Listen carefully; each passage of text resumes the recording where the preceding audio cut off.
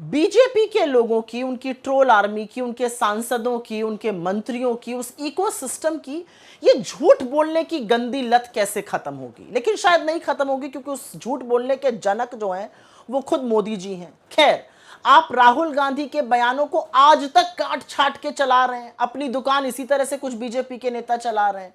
ये कब समझ में आएगा आपको कि राहुल गांधी के खिलाफ झूठ परोसने से, उनके खिलाफ नाहक आरोप लगाने से जनता नहीं खुश हो रही है, जनता आपके साथ नहीं है, क्योंकि जनता और लोग इस देश के समझते हैं कि इस देश का जननायक कौन है और कौन उनके साथ मुश्किल के वक्त में हर मोड़ पर खड़ा हुआ है।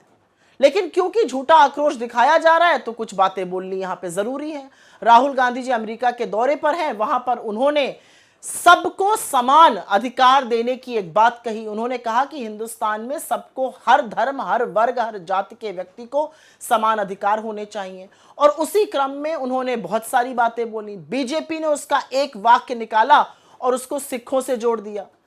आपका झूठा आक्रोश क्योंकि दिख रहा है तो आपसे कुछ सवाल पूछे जाने हैं।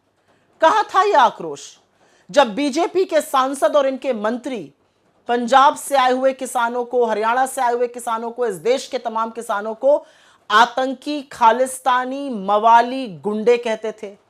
कहां था आपका आक्रोश जब पंजाब से आए हुए किसान, हरियाणा से आए हुए किसान, इस देश के तमाम किसानों में से 750 किसानों की अपने हक के लिए लड़ते हुए शहादत हुई? कहां था आपका आक्रोश जब नरेंद्र मोदी ने किसानों, और वो किसान जो पगड़ी पहने हुए थे, जो पग पहने थे, उनके लिए बड़ी बड़ी चट्टानें खड़ी कर दी, रास्ते खुदवा दिए, तारे और किले गड़वा दी कि वो दिल्ली में एंटर ना कर सके, किलेबंदी कर दी दिल्ली की? कहां था आपका आक्रोश जब आपकी सांसद इस देश के अन्नदाताओं को, इस देश के किसानों को हत्यारा और बलात्कारी कहते हैं?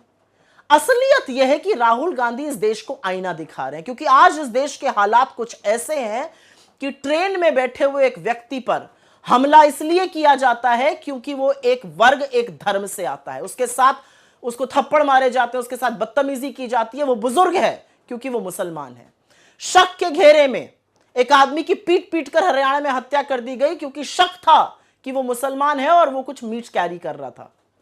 असलियत तो यह है कि हरियाणा में आर्यन मिश्रा जैसे युवा की पीछे पड़ के, गाड़ी का पीछा करके हत्या की गई, और हत्यारे को यह मलाल नहीं है कि उसने 17 साल के युवा की हत्या कर दी, उसको यह मलाल है कि उसने उसको मुसलमान समझा, और आक्रोश भी तब हुआ क्योंकि वो हिंदू था। यह इस देश के हालात आपने कर दिए हैं। लेकिन एक सवाल पूछना चाहती हूं, पंजाब जाने से खौफ क्यों है? ये वही प्रधानमंत्री है ना जिन्होंने पंजाब की अस्मिता पर सवाल उठा दिया था, पंजाब में अपने खिलाफ असुरक्षा पर सवाल उठा दिया था। क्या पंजाबीज आपको सुरक्षित नहीं रख सकते थे? क्या पंजाब आपको सुरक्षित नहीं रख सकता था? झूठा आक्रोश दिखाना, काट छाट के बयान चलाना, इस तरह की राजनीति का सहारा बीजेपी लगातार तब तक लेती रहेगी जब तक मुद्दों से भटकाएगी। लेकिन आपके सामने विपक्ष खड़ा है, इंडिया अलायंस खड़ा है, कांग्रेस पार्टी खड़ी है, राहुल गांधी खड़े हैं, और मुद्दों से हम आपको भटकने नहीं देंगे।